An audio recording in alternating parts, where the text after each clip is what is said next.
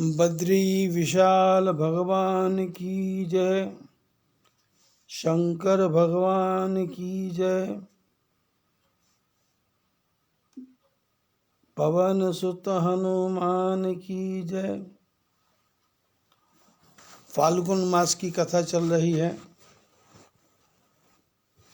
और सब लोग शिवरात्रि का उत्सव मना के हटे हैं। हरिद्वार के आश्रम में भी शिवरात्रि का महोत्सव मनाया गया। या संभाव आश्रम में भी 7 ब्राह्मणों द्वारा 4 प्रहर की पूजा विधि विधान से की गई।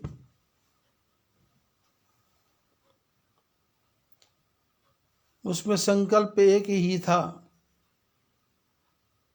कि कोरोना काल में जिनकी मृत्यु हुई है, अकाल मृत्यु, उन सब का मोक्ष हो जाए। और उसका साक्षात अनुभव भी मेरे को हो रहा है, क्योंकि सब परिवार सुखी हैं, सब आनंद में हैं।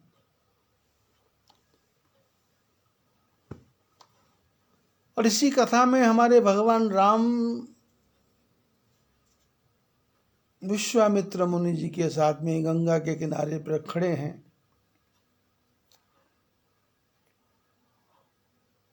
और कल प्रसंग चल रहा था कि भगवान के 4 धाम रामेश्वर, जगन्नाथ, द्वारिका, बद्रीनाथ। द्वारिका की चर्चा चल रही थी कि द्वारिका है क्या।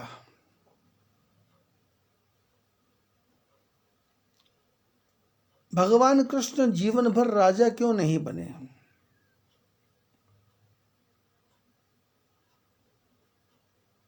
दूसरों को ही राजा बनाते रहे, दूसरों को ही रक्षा करते रहे। और जिनको राजा बनाया, जिनको महाराजा बनाया, जिनको आधिपत्य दिया, जिनको शक्ति दी, उनका किसी का नाम भी संसार में नहीं है।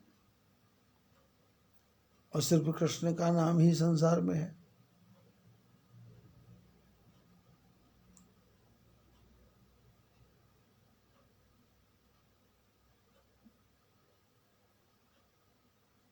संतों के बीच में गुरुमंत्र की चर्चा हो तो कृष्ण भगवान का नाम,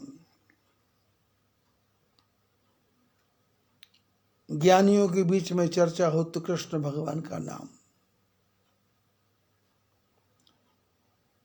नीति निर्माताओं के बीच में चर्चा हो तो कृष्ण भगवान का नाम।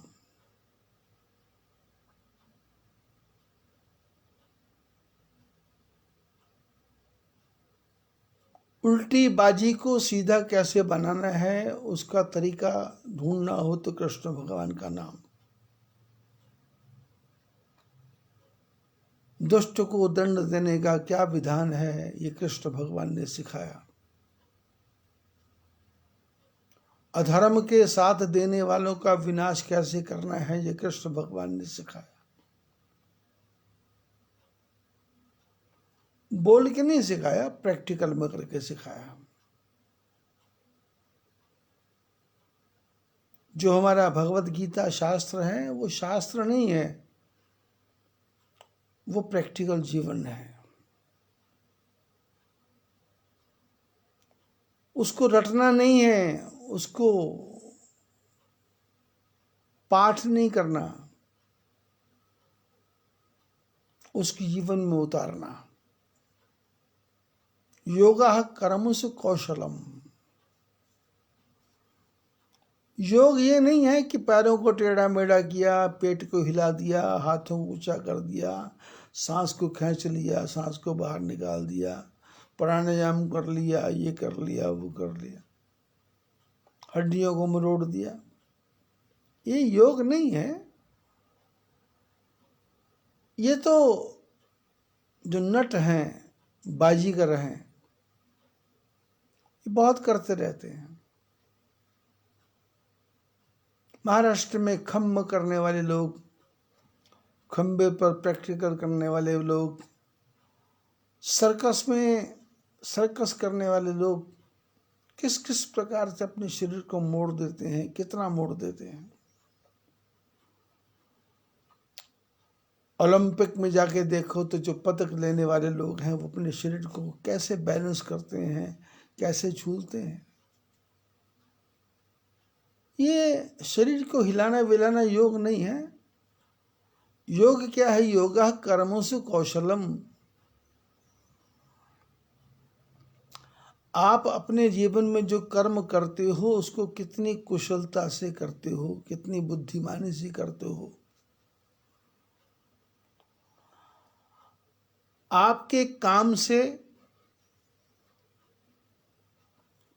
किसी को भी डिस्टर्ब ना हो और अपना काम भी बन जाए और दूसरे का काम भी ना बिगड़े।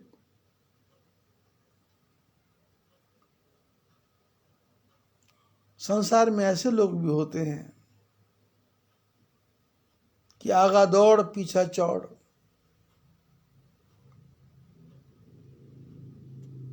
आगे आगे दौड़ते जाते हैं और पीछे सारा विनाश होता जाता है। पीछे घूम के देखता है तो कुछ बचता ही नहीं है। संतों ने कहा कि आधी छोड़ पूरी को धावे, पूरी गई ना आधी पावे। आधी रोटी मिल रही थी, उसको तो खाया नहीं, पूरी रोटी के पीछे भाग रहा है और पूरी मिली नहीं और आधी छूट गई।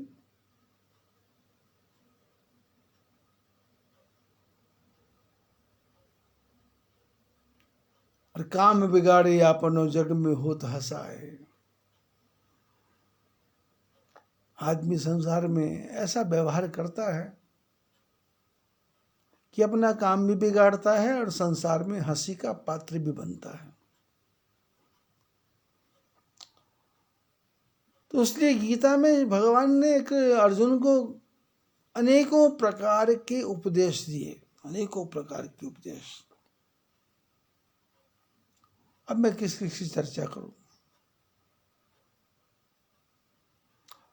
और सारे उपदेशों को देने के बाद में भगवान कृष्ण बोले, मैंने तेरे को सब प्रकार की बातें बता दी हैं, अब तेरी इच्छा है उस पर उसका पालन करना है या नहीं करना है, मेरी कोई बाध्यता नहीं है।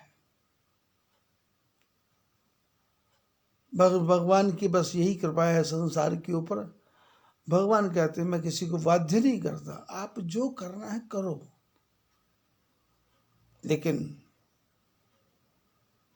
कर्मण्येवाधिकारस्ते मा फलेषु कदाचन।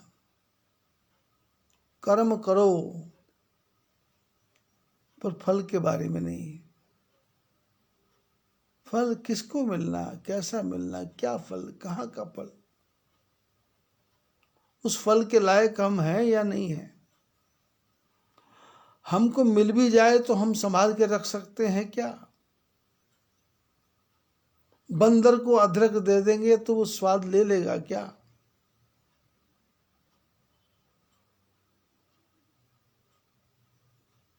मूर्ख आदमी को अमृत दे देंगे तो उसका क्या करेगा? मूर्ख आदमी को हीरा पकड़ा देंगे तो उसका क्या करेगा? और बुद्धिमान तो उसको 1 पैसा भी देंगे तो उस 1 पैसे से 1 लाख, 1 करोड़, 10 करोड़, 10 अरब बनाएगा। योगः कर्मसु कौशलम। और योग कहाँ से आएगा? योग संतों के संग से आएगा। कैसे संत? विश्वामित्र महामुनि ज्ञानी, बसहि विपिन शुभ आश्रम जानी। गए राम लक्ष्मण मुनि संगा, चले राम लक्ष्मण मुनि संगा, गए यहाँ जग पावनी गंगा। मुनि राम लक्ष्मण के साथ में गंगा के किनारे पहुंचे तो गाधी सून सब कथा सुनाई। गाधी के पुत्र ने कथा सुनाई, यही प्रकार सुरसरी मही आई, ये गंगा धरती पर कैसे आई, ये कथा सुनाई। तो कथा बड़ी विचित्र है। कल की चर्चा चल रही थी द्वारिका, नाम है द्वारिकाधीश, पर जब राजसूय यज्ञ चलता है तो वहां पत्तलों को उठाते हैं। नाम है द्वारिकाधीश। अर्जुन के रथ को हाँकते हैं, नाम है द्वारिकाधीश। और प्रतिज्ञा करते हैं कि मैं शस्त्र नहीं उठाऊंगा। और भीष्म पितामह ने कहा, यदि मैं अपने शांतनु का पुत्र नहीं हूं, आज कृष्ण शस्त्र उठाएंगे। और भगवान कृष्ण शस्त्र तो नहीं उठाया,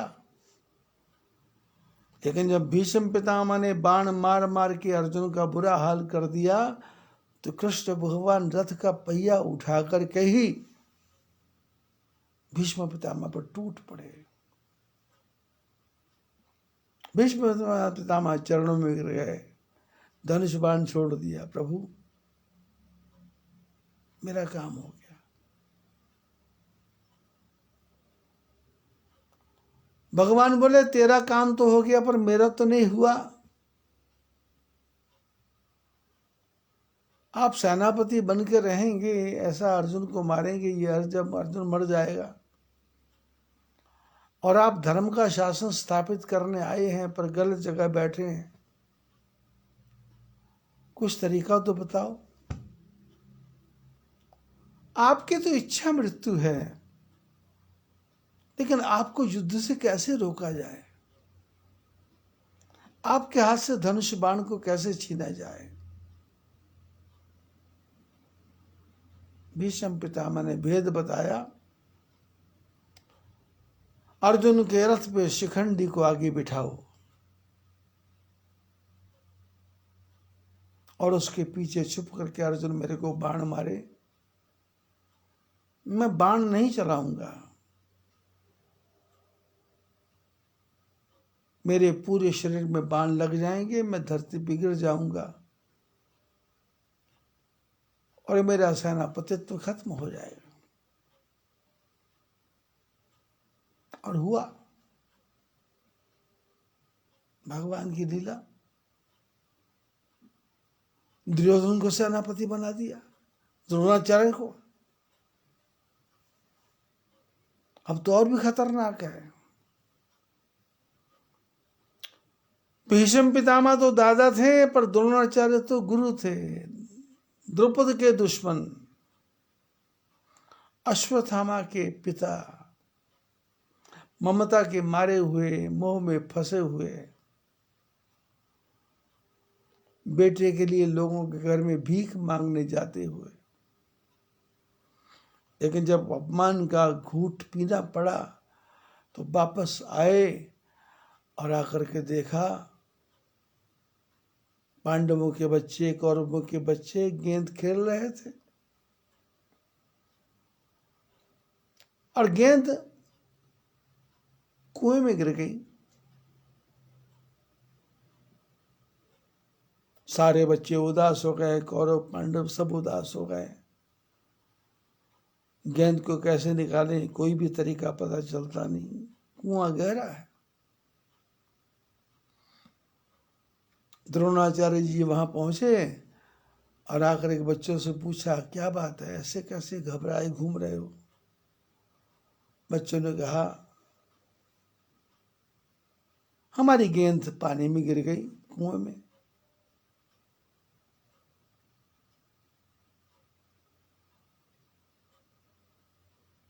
द्रोणाचार्य ने गेंद को देखा,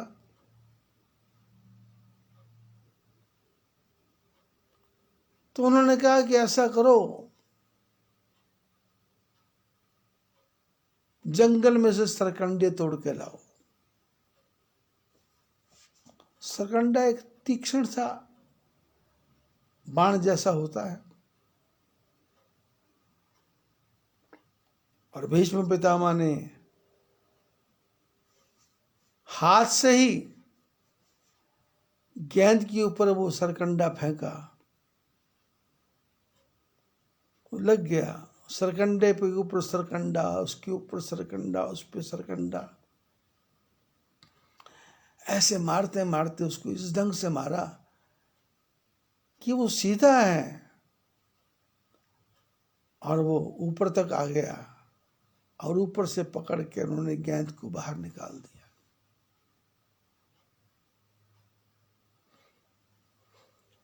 बच्चे प्रसन्न होकर घर पहुंचे। किसी ने नाम पूछा नहीं द्रोणाचार्य का, सबने प्रणाम किया। भीष्म पितामह के पास सूचना गई कि ऐसे महापुरुष आए हैं। पर ये महापुरुष आए क्यों हैं? ये आए नहीं हैं, मन में ग्लानि है, मन में क्रोध है, मन में आग है, मन में धधक है, मन में अपमान का घूंट है। मेरा अपमान किया गया। द्रौपदी ने कहा कि बराबर के दोस्त होते हैं, तू ब्राह्मण मैं राजा। अब स्कूल में पढ़ते थे, पाठशाला में पढ़ते थे, तो वहां की दोस्ती तो बच्चों की दोस्ती है, कुछ नहीं मिलेगा। द्रोणाचार्य ने कहा कि अब मैं भी तुम्हारे बराबर होकर दिखाऊंगा। द्रोणाचार्य भीष्म पितामह ने बुलाया और कहा कि हमारे बच्चे हैं, इनको शिक्षा दो। द्रोणाचार्य जी ने स्वीकार कर लिया, शिष्यों की फौज तैयार कर दी।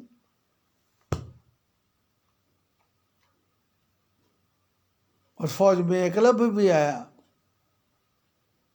उसकी कथा अलग है।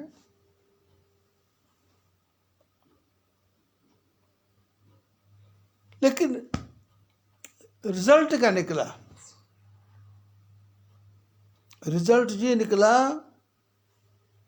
कि अर्जुन को कहा कि द्रौपदी को बांध के लाओ। द्रौपदी को बांध के लाया गया, आधा राज्य वापस किया गया, आधा राज्य रखा गया, लेकिन झगड़ा समाप्त नहीं हुआ। द्रौपदी का बेटा धृष्टद्युम्न, द्रौपदी की बेटी द्रौपदी। अब ठाकुर जी का ताना बाना देखो, द्रौपदी की शादी अर्जुन से हुई,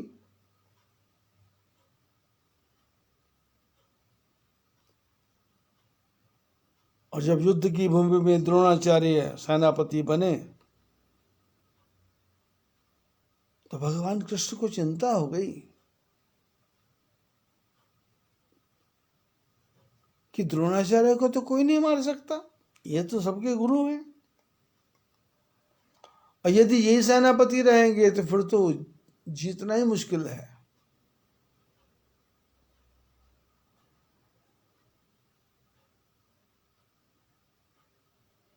भगवान कृष्ण को पता लगा कि द्रोणाचार्य के प्राण अश्वत्थामा में है, बचपन से ही भीख मांगी होगी,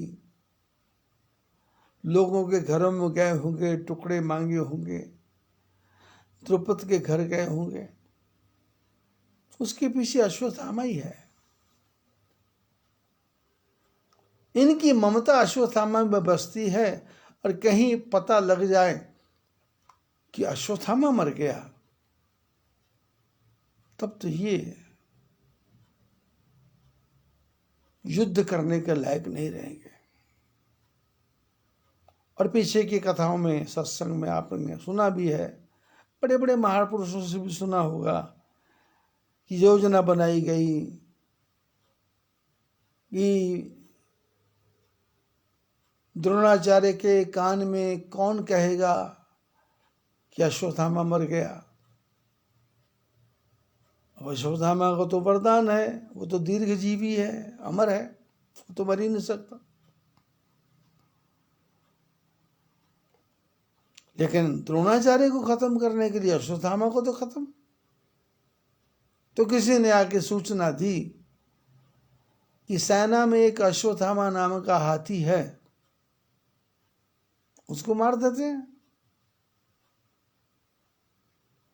भगवान बोले मार तो देते हैं, लेकिन द्रोणाचार्य किस पर विश्वास करेंगे? तो उन लोगों ने कहा एक ही आदमी है जिसका नाम है युधिष्ठिर, उस पर विश्वास कर सकते हैं द्रोणाचार्य। अब युधिष्ठिर को समझाया गया कि तुमको युद्ध भूमि में बोलना है अश्वत्थामा मारा गया।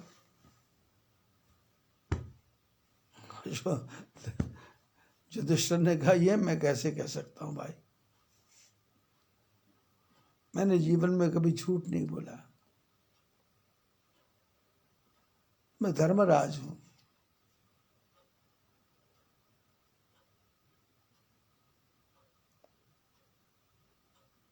भगवान कृष्ण बोले तुमको कुछ नहीं बोलना, तुमको सिर्फ बोलना है अश्वत्थामा हतो हतः, अश्वत्थामा मारा गया। और उसके आगे तुमने बोलना है नरो वा कुंजरो वा, मनुष्य था या हाथी था, ऐसा तुमको बोलना है। और झूठ भी नहीं है, सत्य भी है। अश्वत्थामा नाम का हाथी मारा गया, अश्वत्थामा मारा गया, ये मनुष्य था कि पशु था ये पता नहीं है, ऐसा बोलना है। भीमसेन को कहा अश्वत्थामा को मार दो, भीमसेन ने तो एक सेकंड में, क्योंकि लिखा है जब भीष्म पितामह को क्रोध आया तो भीष्म पितामह ने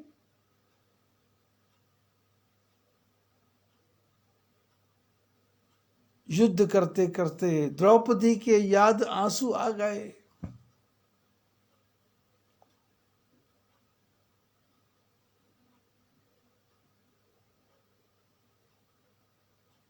एक थोड़ी सी नजर इधर भी डालिए, भीम का चेहरा निरखते जाइए, केश खोले हाथ में पकड़ी गदा, बैरियों पर वार करने की अदा, हाथियों को फेंकना आकाश पर और पांव धरना वो किसी की लाश पर। इतना क्रोध भीष्म पितामह दुर्योधन इसको भीमसेन को आया, इसने हाथियों को आकाश में फेंकना शुरू कर दिया, अश्वत्थामा के टुकड़े टुकड़े कर दिए और आकर के सूचना दी अश्वत्थामा मार दिया। भगवान कृष्ण बोले युधिष्ठिर बोलो जोर से रथ पे चढ़ करके, अश्वत्थामा हतो हता नरो वा कुंजरो वा, बस न झूठ है न सत्य है। पर मन को मार करके युधिष्ठिर रथ पे चढ़े और रथ को लेकर के द्रोणाचार्य के सामने खड़े हुए जाकर के और जोर से बोले अश्वत्थामा हतो हता, अश्वत्थामा मारा गया।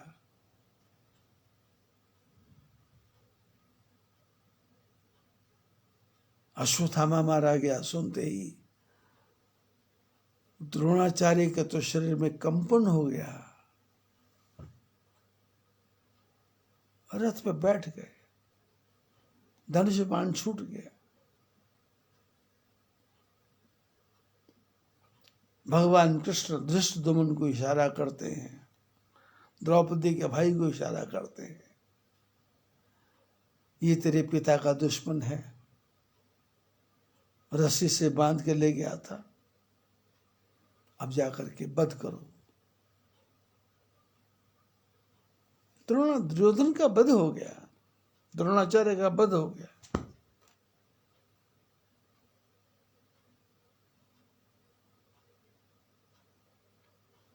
जैसे ही युधिष्ठिर ने कहा था अश्वत्थामा हतो हतो नरो वा कुंजरो वा, नरो नरो कहा, और उसके बाद तो इतनी जोर से ढोल धमाका बजने लगा, शहनाइयाँ तुहिनियाँ बजने लगी, शंखनाद होने लगा कि आगे के शब्द द्रोणाचार्य जी को सुने नहीं, और वो अपने बेभान हो गए, और धृष्टद्युम्न ने गर्दन उड़ा दी। योगः कर्म से कौशलम, कुशलता के साथ दुश्मन को दुश्मन की चाल से मारना है, दुश्मन से दुश्मन के मरने का भेद पता करना है। पुरानी कथा याद आती है मेरे को, बड़े बड़े महापुरुष सुनाते हैं कि चित्रकार चित्र बनाता था, मूर्तियां बनाता था, और ऐसी सुंदर मूर्ति बनाता था कि मूर्ति में प्राण फूंक देता था। उस मूर्ति को देख करके आप पता नहीं कर सकते थे कि ये जिंदा है या मूर्ति है। स्पष्ट आंखें ऐसी, बोहें ऐसी, भ्रू ऐसी, ओष्ठ, नाक, गर्दन, ऐसा लगता था मूर्ति बोलेगी, बात करेगी।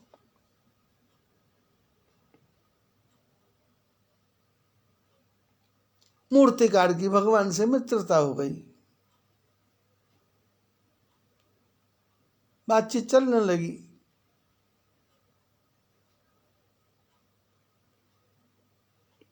एक दिन मूर्तिकार ने कहा कि प्रभु मैंने सुना है कि मौत आती है। भगवान ने कहा ये तो भाई पक्की बात है, मौत सबको आनी है, ये तो आएगी।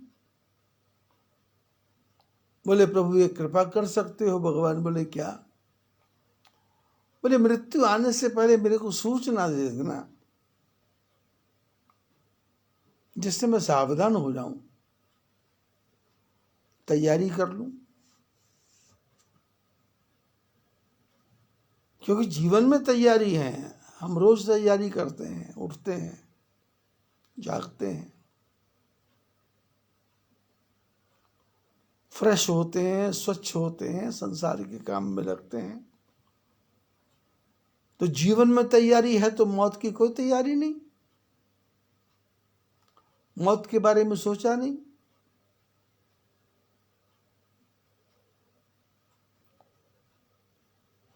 मालूम नहीं है कि मरने के बाद भी कहीं जाना है,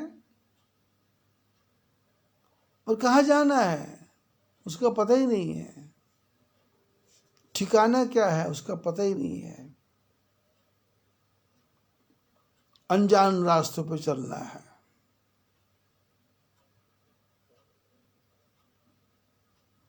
गरुड़ पुराण में तो यहाँ तक लिखा है, खींच के लेके जाएंगे, घसीटते लेते जाएंगे, गरम कढ़ाई में डालेंगे, गरम खंबे से चपेटेंगे, कांटों के रास्ते से लेके जाएंगे, चीखता हुआ जाएगा। गरुड़ पुराण में तो बहुत भयंकर वर्णन है, लेकिन गरुड़ पुराण सुनते लोग हैं पर करता कौन है? वो तो सिर्फ मरने वाले की आत्मा को शांति के लिए पंडित जी से गरुड़ पुराण की कथा करवा लेते हैं, सुनता बुनता कोई नहीं है। सुनता यदि सुन ले फिर पाप करे ही क्यों, छल कपट प्रपंच करे ही क्यों, दूसरे को धोखा दे ही क्यों। तैयारी दूसरे जन्म की कैसे होगी?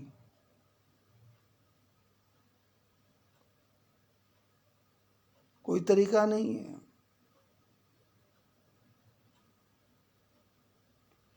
भगवान कहते हैं योग कर्म सुकौशलम, कर्म में कुशलता। जीवन मिला है बड़ी मुश्किल से, इसको संभाल के चलना है और इसको भक्ति के मार्ग में लगा देना है, अच्छाई के मार्ग पर लगा देना है, शुद्धता के मार्ग पर लगा देना है, स्वच्छता के मार्ग पर लगा देना है। प्रातःकाल उठ के तैयारी है, लेकिन मरने की कोई भी तैयारी नहीं।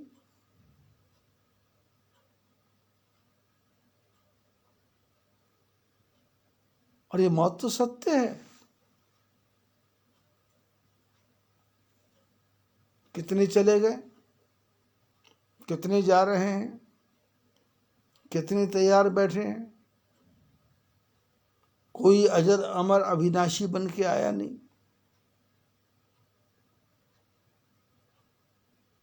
भगवान कृष्ण द्वारिका में बैठ के वहां से द्वारिका से हस्तिनापुर आकर के युद्ध की भूमि कुरुक्षेत्र में पहुंच करके अर्जुन को ज्ञान का उपदेश देते हैं।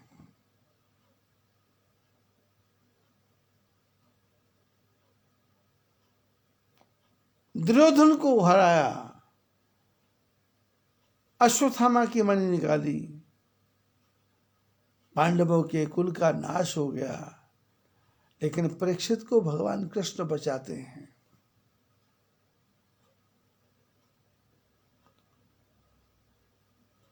भगवान बचाना चाहते तो पांचों पांडवों के पुत्रों को भी बचा सकते थे, पर भगवान की लीला का कुछ पता नहीं है, किसको कहाँ बचाना, किसको कहाँ रखना, किसको कहाँ फेंकना। एक माँ का पुत्र मर जाता है, वो माँ साल साल भर घर से बाहर नहीं निकलती। द्रौपदी के 5 पुत्र मरे, उन पुत्रों को मारने वाले अश्वत्थामा को पकड़ के लेके आए और आकर के द्रौपदी के सामने खड़ा किया। क्या करना है इसका? द्रौपदी ने कहा कुछ नहीं करना, मेरे बेटे मरे हैं, मैं मरूंगी, मैं रो रही हूं, ये मरेगा तो इसकी मां रोएगी, छोड़ दो, छोड़ दो।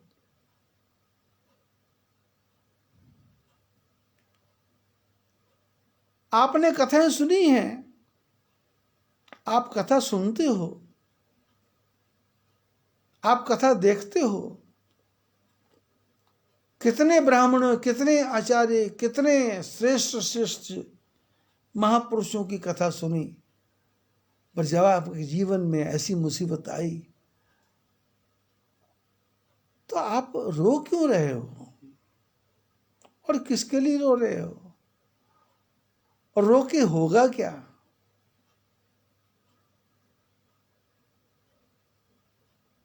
जो चला गया उसने अपनी ड्यूटी पूरी कर दी। जो आप हैं तो आप अपना काम करो, अपना अपना काम है। जरूरी नहीं है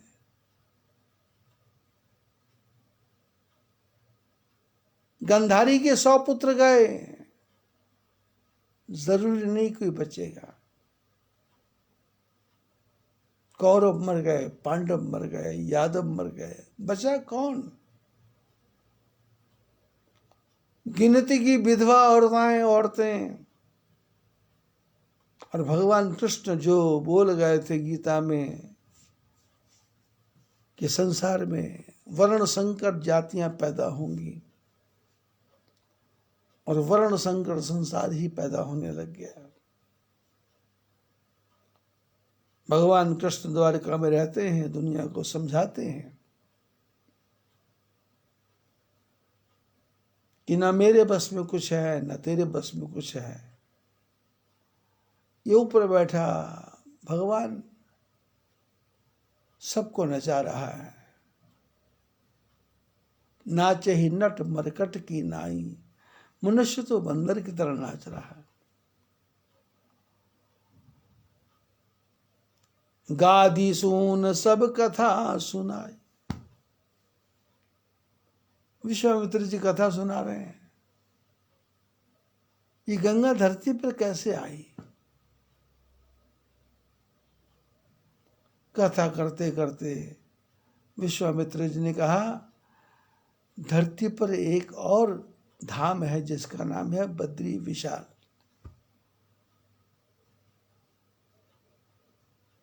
बद्री विशाल, जिसका दूसरा नाम है बद्रीनाथ।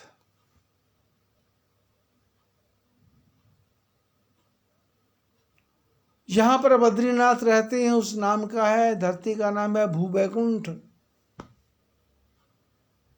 वैकुंठ से भगवान धरती पर आए तो धरती पे बन गया भू वैकुंठ। लेकिन भू वैकुंठ कहाँ बना?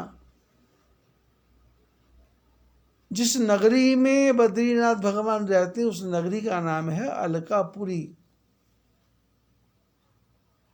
और अलकापुरी के राजा का नाम है कुबेर। यक्षों के, गंधर्वों के, किन्नरों के राजा हैं।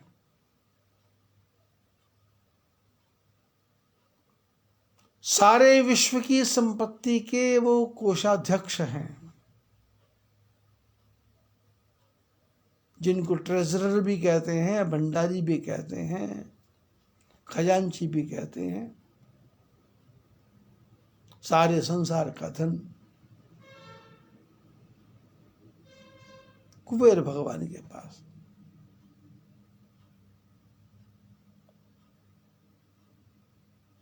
शास्त्रों में वर्णन है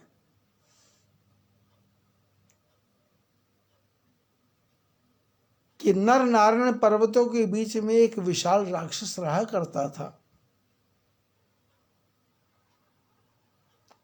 और उसको आशीर्वाद प्राप्त था कि उसको वही मार सकता है जिसने हजारों साल तक तपस्या की हो।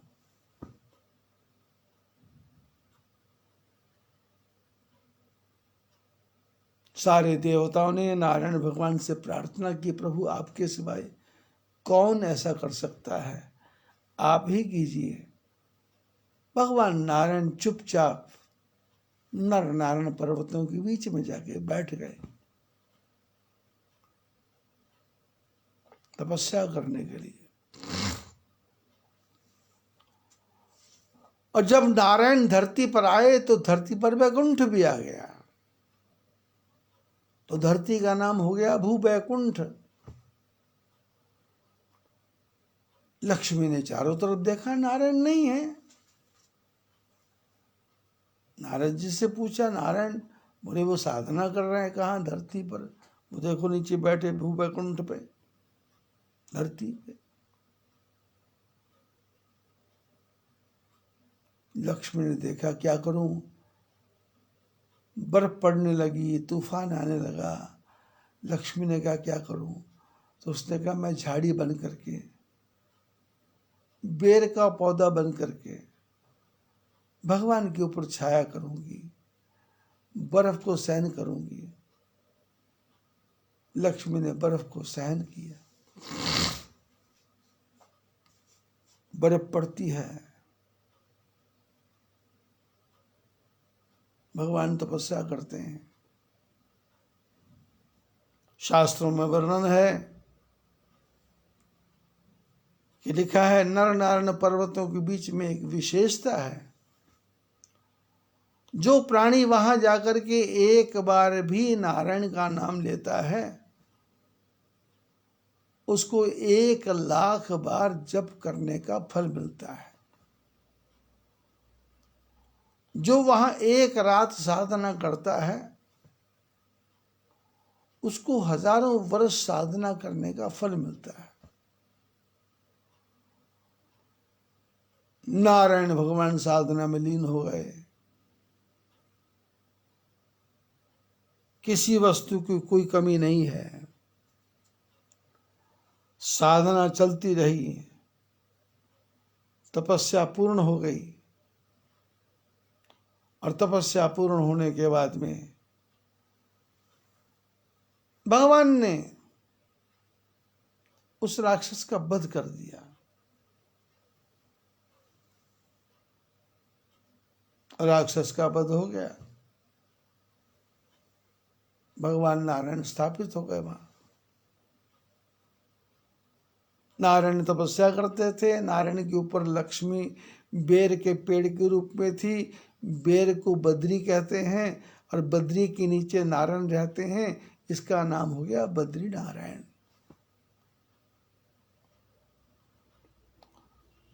और इतने बड़े राक्षस का वध किया तो भगवान का नाम हो गया बद्री विशाल।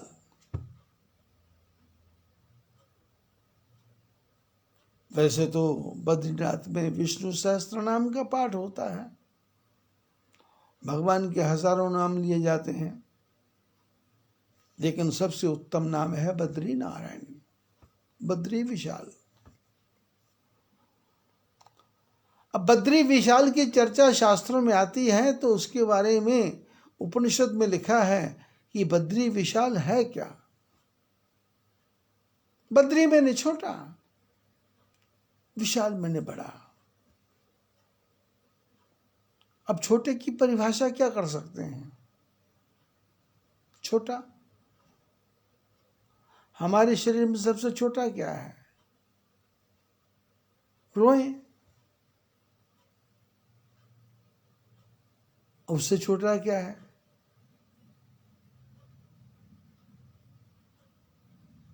कमरे में झाड़ू लगाओगे तो यहां प्रकाश दिखाई देगा तो आपको हजारों हजारों कीटाणु उड़ते दिखाई देंगे। छोटा। अब छोटा कितना? विज्ञान ने कहा अणु, लेकिन वेद ने कहा रणु। अणु से भी लाखों गुना छोटा रणु। भगवान क्या है? रणु अनियान महतो महियान। भगवान रणु से भी छोटा है और बड़े से भी बड़ा है। गो गोचर जह लग मन जाई, सो सब माया जानो भाई। भगवान राम लक्ष्मण को कहते हैं, यहां तक आंखें देखती हैं, यहां तक मन विचार करता है, यहां तक बुद्धि जाती है, उस आगे तक भी माया है। पार नहीं पा सकते, सोच भी नहीं सकते, विचार ही नहीं जाएगा। कहां तक देखोगे? टेलीस्कोप बनाओगे, तारों को देखोगे। ढूंढ रहे हैं लोग, नए नए ब्रह्मांड मिल रहे हैं, नई नई पृथ्वियां मिल रही हैं, नए नए आकाश मिल रहे हैं, नए नए तारागण मिल रहे हैं। और सनातन धर्म ने तो बहुत साल पहले, लाखों साल पहले ही बोल दिया कि आकाश में सप्तऋषि घूमते हैं, ध्रुव घूमते हैं, आकाश गंगा है, धरती गंगा है, पाताल गंगा है।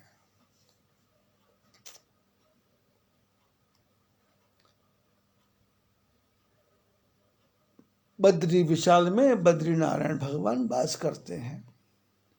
और बद्री नारायण भगवान क्या है?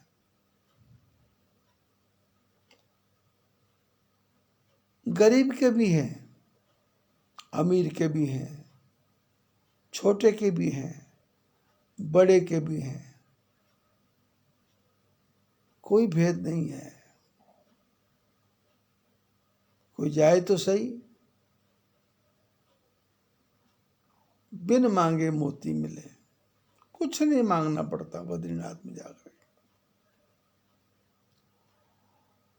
पूरे भारत में यदि आप खोज करोगे तो आपको लाखों लोगों का नाम बद्री विशाल मिलेगा, बद्रीदास मिलेगा, बद्रीनाथ मिलेगा,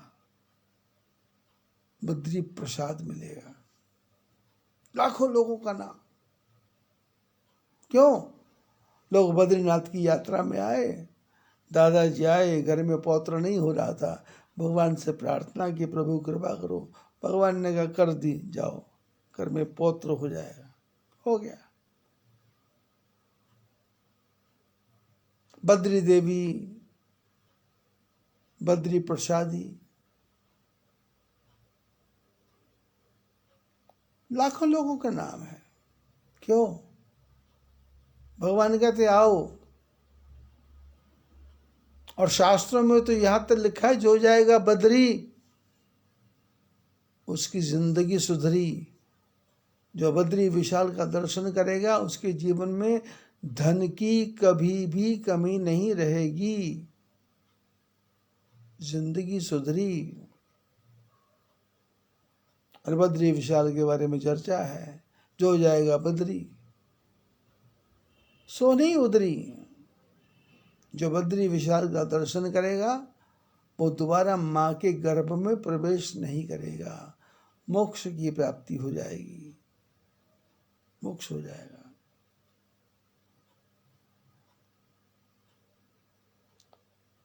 राम भगवान जी ने विश्वामित्र जी से प्रश्न किया, ये बद्री विशाल की चर्चा आप कर रहे हैं, ये बद्री विशाल धरती पर कैसे आए? इसके आने का कारण क्या था?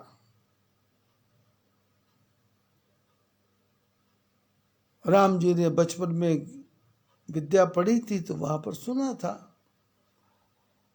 कि बद्रीनाथ में पितरों का मोक्ष होता है, पिंडदान होता है, तर्पण होता है, श्राद्ध होता है, पापों का नाश होता है, सुना है। लेकिन गुरु महाराज सामने थे तो प्रश्न कर दिया कि आप कथा सुनाइए कि ये बद्रीनाथ धरती पे आए कैसे, इनको आने की क्या आवश्यकता थी। एक कथा तो मैंने ये आपको सुना दी।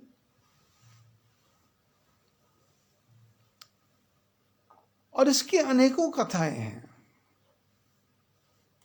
अनेकों किंवदंतियां हैं,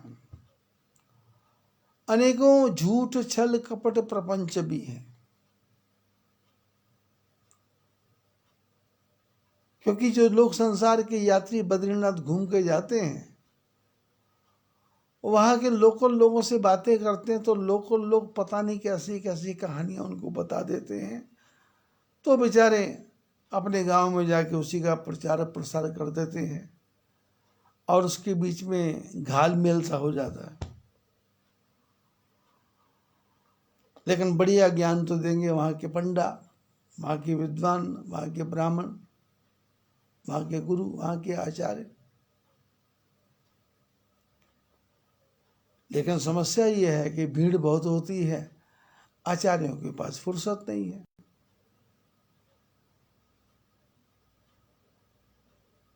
तो उसके लिए तो मैं आपको ये कथा सुना रहा हूं, इसलिए आप इसका ज़्यादा से ज़्यादा प्रचार प्रसार करेंगे तो आनंद आएगा। आज बस इतना ही। बोलिए बद्री विशाल भगवान की जय।